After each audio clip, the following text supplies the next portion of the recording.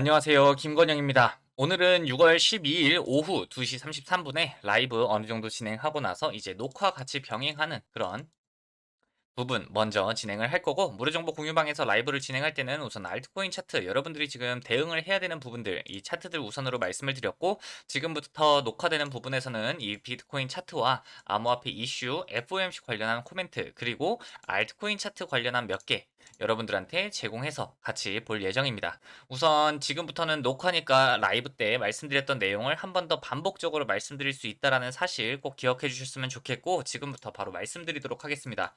우선 보시면은 이 비트코인 같은 경우는 여기서 하락을 좀 크게 진행할 수 있다라고 말씀을 드렸었죠. 어제 업로드된 영상을 보시면은 어제 하락 이전부터 몸통으로 하락하고 있는 이 와중에 이렇게 ABC 파동으로 하락이 진행된다면 이 두 개의 하얀 선까지 66,500달러 그리고 66,100달러 부근이 될 겁니다라고 미리 말씀을 드렸고, 어제 업로드된 영상 이후에 하락을 어디까지 진행했다, 밑꼬리가 살짝 더 내려가긴 했지만 이 라인에서 결국에 지지를 하고 튀어 오르는 모습을 보여주었습니다. 1대1 가격대에서 일단 튀어 올랐다라는 소리는 일단 여기가 조정 파동일 가능성이 굉장히 높다라는 말이고, 여기서 추가적으로 하락 파동이 진행되면서 64,400달러 이 부근까지 하락이 진행된다면 이렇게 N 파동 모양으로 진행이 되는 것이다 라고 생각을 하시면 되는데요. 그러면 비트코인 차트에서 조금 더 크게 바라보았을 때 왜 여기서 1대1 부근이 66,100달러 부근이었냐 라고 말씀을 드리면은, 여기 저점부터 여기 고점까지의 상승, ABC 파동으로 조정, 1파동, 2파동, 3파동이 시작되는 이 2파동, 가장 조정폭이 깊은 이 파동이기 때문에 더 깊게 생각하고 내려올 수 있다라는 가능성을 생각하고 대비를 해야 된다라고 계속해서 말씀드렸죠. 그래서 이 부분에 도달했을 때 알트코인을 매수하신 분들은 전부 다 5% 정도씩은 수익을 보셨을 겁니다. 비트코인 같은 경우에 2%에서 3% 정도 반등을 진행했는데, 그 가격대보다 알트코인이 조금 더 반등을 해주는 모습을 보여주었고, 제가 여러분들한테 항상 큰 프레임에서 말씀드릴 때는 여기서 M파동이 나왔고 이 시간 또한 이전 조정파동과 프레임 자체가 비슷하기 때문에 상승 랠리일 가능성이 더 높다라고 말씀을 드렸고, 상승 랠리가 아니라면 여기 M파동이 하나의 조정파동, 그리고 여기까지가 하나의 반등, 이 기술적 반등이 나오는 이 N파동 중에서 이 N의 반등 파동, 그리고 여기서 추가로 하락이 이렇게 진행될 수 있다라고 말씀드렸죠. 이 부분에 있어서 이 변곡에 관해서는 오늘 있을 FOMC에서 확정이 날 것이다 라고 생각을 하시면 되는데요. 오늘 지나고 내일 새벽에 진행될 예정입니다. 이 CPI 같은 경우에 먼저 나오고, 그 다음에 금리 자체가 발표가 진행이 될 텐데, 정확한 시간을 말씀드리자면 경제 캘린더를 확인해 보시면 되는데요. 우리 시간으로 6월 13일 목요일 새벽 3시에 예정되어 있습니다. 그러니까 오늘 자고 일어나서 넘어가는 새벽, 오늘 CPI 발표와 함께 소비자 물가지수 발표와 함께 6시간 뒤에는 금리까지 발표가 된다라고 생각을 하시면 될 것 같습니다. 그만큼 오늘 변동성이 가장 클 것이고, 오늘의 변동에 따라서 여러분들이 조금 명확한 방향성을 알 수 있을 것이다 라고 말씀을 드렸죠. 그렇기 때문에 지금 당장 비트코인을 주요 지지대에서 매수를 하셨다면 리스크 관리를 진행해 놓고 매도를 하라는 게 아니라 내 평단 밑으로 다시 내려갈 때 손절이 날 수 있게끔, 이 손절 했을 때 마이너스 10% 손실이라면 지금 이 마이너스 10% 손실만큼 수익 실현을 진행해 놓고 나서 손절이 되더라도 내 실질적인 시드에는 지장이 없게끔 리스크 관리를 진행해 놓고서 대응을 하는 게 가장 좋다라고 말씀을 드렸습니다. 우선 비트코인 차트는 계속해서 말씀드리지만 크나큰 변동 사항이 없습니다. 왜냐면 여기서 하락 파동이 나왔고 총 3번의 상승 파동으로 볼 수 있는 파동이 그려졌고, N파동 모양의 조정 파동이 나왔으면은 이제는 지지를 받고 상승할 수 있는 가능성이 훨씬 더 높아졌다. 이 시나리오에서 지금 조정이 완전히 끝났고 상승을 조금 더 기다리면 된다라고 생각을 하시면 될 것 같은데요. 우선 제가 계속 긍정적으로 말씀드리는 이유는 비트코인에 기관 자금이 굉장히 많이 유입되고 있다라고 생각을 하시면 됩니다. 실질적으로 ETF 그리고 이런 기관들이 매도를 많이 진행했다라는 뉴스를 여러분들이 보시게 되셨을 텐데요. 이 매도는 왜 매도를 진행했느냐? 오늘 있을 변동성에 대해서 그들은 대비를 미리 해둔 것이다. 그렇기 때문에 여러분들이 매매를 하면서 항상 들어봤던 선반영, 이 금리가 동결이 아니라 인상이 되더라도 오히려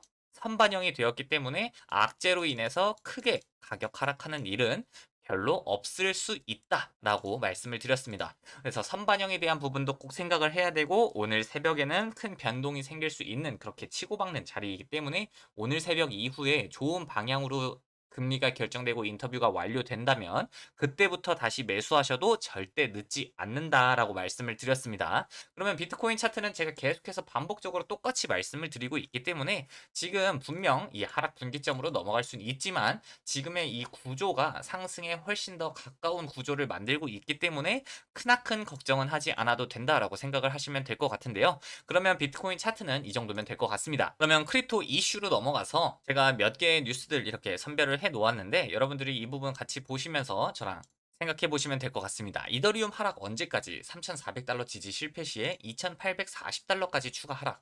3,400의 지지에 실패한다면 마이너스 20%가 추가적으로 나올 수 있다는 기사인데요. 이 기사를 차트에 대고 한번 보시면은 현재 이더리움 차트입니다. 이더리움 차트 같은 경우에 일봉으로 봤을 때 추세선 두 개를 하락이 탈하고 추세를 이탈한 상태에서 진행이 되고 있습니다. 그리고 여기서는 이 고점과 고점을 연결지은 이 추세, 하락 쐐기 패턴을 상승 돌파하는 모습을 보여주었기 때문에 이 상승에 대한 조정이 나오면은 추가적인 상승을 할 가능성이 굉장히 높다. 그리고 여기서 하락 시그널이 나오긴 했지만 이 하락 시그널은 굉장히 미미하기 때문에 한 번 더 상승하면서 이 과매수 구간을 돌파해낸다면 오히려 찢어지면서 더 크게 발산하는 그런 자리가 될 수 있다라고 생각을 하시면 될 것 같습니다. 그리고 이런 이더리움 이런 추세선을 돌파하고 나서 그 이후에 어떻게 대응을 해야지만 좋은 수익을 만들어낼 수 있는지, 그리고 비트코인 파동 이런 원리와 상승 확률이 왜 더 높은지에 관련된 부분들 질문 주시는 분들이 굉장히 많은데 제가 항상 말씀드리지만 녹화본 같은 경우에는 제가 내용을 담을 수 있는 부분들이 한정적이기 때문에 여러분들이 제가 간단하게 말하는 부분들 이렇게 자료를 통해서 직접 학습하시고 모르시는 부분에 있어서 무료정보 공유방에다 질문을 해주시면은 제가 다 답변 드린다고 말씀을 드렸죠. 이 자료 제가 2017년부터 작성한 코인 매매 노하우 자료입니다. 010-8459-8508번으로 문자 자료라고 보내주시면 제가 100% 무료로 공유를 해드리고 있으니까요. 이 자료 보시면서 제 영상을 보실 때 기술적인 분석 부분에서는 이 자료를 참고하셔서 이해를 하시면 훨씬 더 여러분의 지식으로 도움이 되실 겁니다.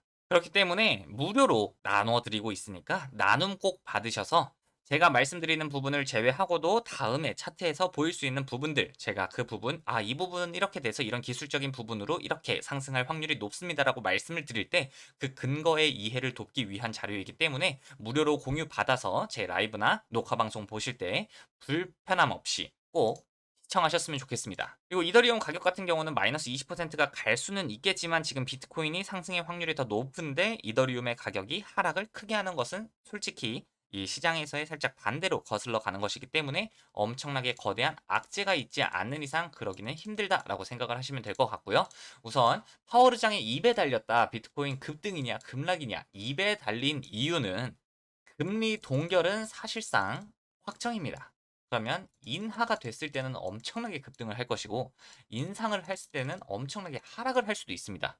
이 부분에 대한 확률이 아예 없는 것은 아니기 때문에 간과해서는 안 된다. 그러나 이 동결일 때의 문제인데 이 동결일 때에 이제 인터뷰에서 어떤 매파적 발언을 하느냐 조금 비둘기적 발언을 하느냐 이 부분이 가격을 결정짓는 절대 요소가 될 것이다 라고 생각을 하시면 되는데요.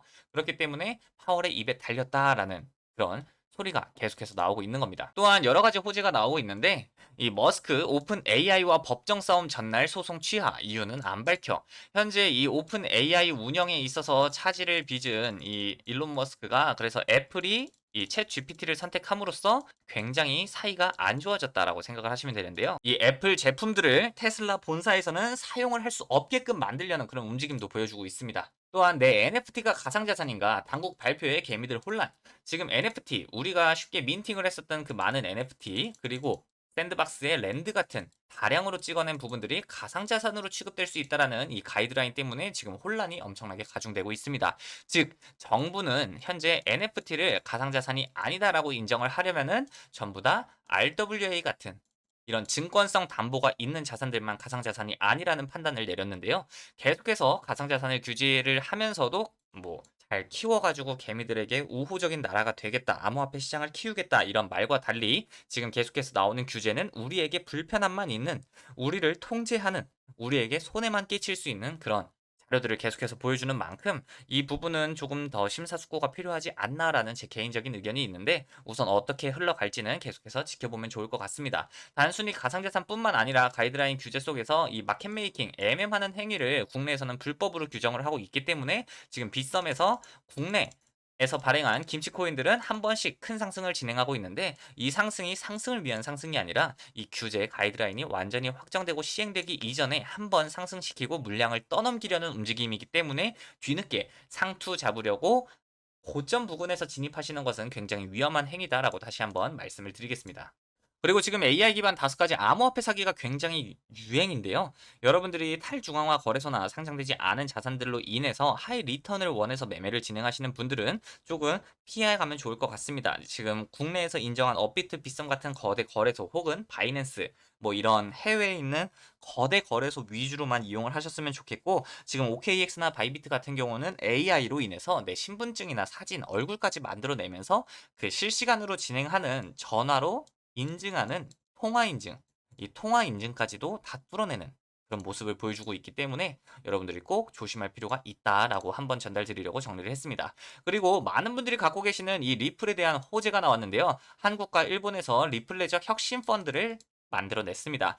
이 리플 같은 경우는 국내와 일본에서 인기가 굉장히 많고 일본의 대부분의 은행은 리플과 파트너십을 맺고 있기 때문에 이 펀드 자체가 거대해졌을 때 리플과 펀드를 교환하는 이 자산, 펀드 자산과 교환하는 행위가 될 수 있기 때문에 물려있는 리플 코인들이 오히려 상승할 수 있는 이 디딤발로도 사용할 수 있는 장점이 있고 리플을 믿고 매수를 했다가 이 펀드가 폭망하면서 잘못될 수 있는 리스크를 같이 가지고 있는데 이 부분에 있어서는 우선 펀드 같은 경우는 기관들이 진입할 때는 평단가가 굉장히 낮게끔 진입이 되기 때문에 오히려 기회 쪽에 조금 더 가깝지 않나라는 생각을 여러분들한테 전달해 드리면서 리플랩스가 이렇게 계속해서 무언가의 확장을 진행한다는 것은 리플의 상승이 한 번쯤은 나올 수 있다. 그 상승에서 절대적으로 탈출을 해야 된다라고 한 번 더 말씀드리겠습니다. 그리고 이 비트코인 66K 제가 말씀드렸던 지지라인 여기서 밑으로 하방 이탈한다면 조금 위험하다라는 가격대 주요 지지대다라는 부분을 한 번 더 말씀드리면서 이 리플 스테이블 코인 강행하나 중동 아프리카 담당 지역 수요 기대